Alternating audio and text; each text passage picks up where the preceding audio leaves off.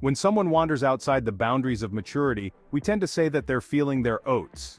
Feeling frisky, out overnight and until the wee hours of the morning, avoiding responsibility, embracing newfound authority. You're simply feeling those oats. If you enjoyed this, don't forget to like and subscribe for more fun insights. The Oxford English Dictionary defines to feel one's oats as meaning to be lively, to feel self-important. Though it's not known how long ago the term was being bandied about, it appears that it first began turning up in print in the 1800s.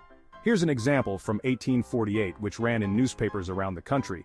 The high sheriff of an almighty small settlement in Indiana, who had arose to that tall niche in official dignity, from them ere lees of pettifogging, knowing the law and feeling his oats, determined to do his duty up to the handle.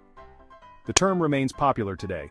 Recently, it's been used to describe the attitude of a football player, and in a review of Greta Gerwig's Barbie in 2023, spoilers ahead, feeling his oats, Ken thinks he can take this mindset back to Barbieland, which quickly becomes Kendom. But how did fondling grains become an idiom for uninhibited behavior? The phrase is not really intended to refer to the tactile act of rubbing oats, but experiencing the effects of ingesting them, as a horse. Horsing around when a horse is fed oats instead of the hay or grass it's accustomed to, they tend to get a burst of energy. Galloping around, the horses seem to be imbued with a new drive. They stride with confidence and purpose. They seem to stand a little taller, they're feeling those oats. Whether the pony felt his oats? He took a frightful canter, says an 1831 source noted in the OED. Horses typically get oats when they need some quick energy from starches and sugars, though there's a good amount of protein and B vitamins in there too. Unlike other starches, horses can munch on oats raw, then presumably they tear it up. This is especially true of racehorses who might consume up to 35,000 calories a day, some of it in the form of oats or processed feed with more fats and fiber.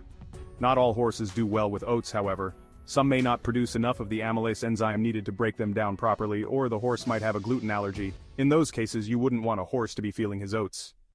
Feeling one's oats is far from the only oats-related phrase out there. The phrase, sow your wild oats, also stems from carbohydrates. In this case, wild oats don't really need to be sown, as they grow easily. To sow wild oats is to exhibit some needless frenzy of activity. Off one's oats, per the OED, is a 19th century phrase someone might use when they have no appetite.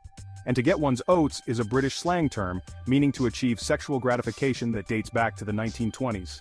And users of Cockney rhyming slang might be familiar with the phrase oats and chaff, meaning footpath. So go ahead and feel those oats, sow them, or do whatever else you're inclined to do.